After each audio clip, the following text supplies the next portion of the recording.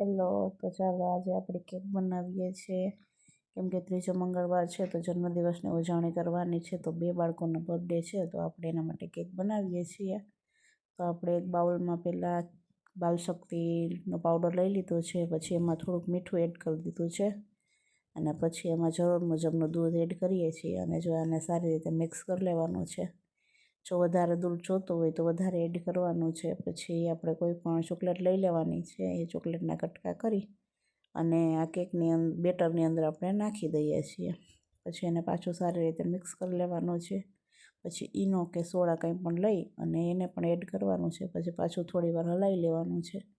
પછી આપણે જે બાઉલમાં કેક બનાવી હોય તેમાં થોડું ઘી લગાવી દઈશું અને એને સારી રીતે ફેલાવી દઈશું. પછી એની અંદર આપણે બાલશક્તિનો પાવડર એડ કરીશું, એને પણ સારી રીતે લગાવી દઈશું. પછી આપણે બેટરમાં કોઈ પણ ચોકલેટ ચિપ્સ છે, જેમ્સ છે, એની ગોળીઓ એડ કરી દઈએ છીએ. જો આ રીતે નીચે પણ નાખી દેવાની છે.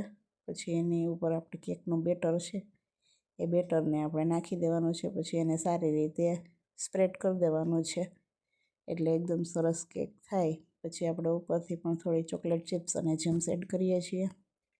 પછી આપણે આ બેટરને 15થી 20 મિનિટ માટે ઢોકળિયામાં કે કોઈ પણ સ્ટીમરમાં સ્ટીમ કરવા માટે મૂકી દેવાનું છે. પછી આપણે ચેક કરી લેવાનું છે કે આપણી કેક તૈયાર થઈ ગઈ છે કે નહીં. પછી જો આપણે 15-20 મિનિટ કેકને થઈ ગઈ છે, પછી આપણે એને આંગણવાડીએ લઈ આવીએ અને એને આપણે જો આ રીતે કાઢીએ છીએ, જો એકદમ ઇઝીલી નીકળી જાય છે.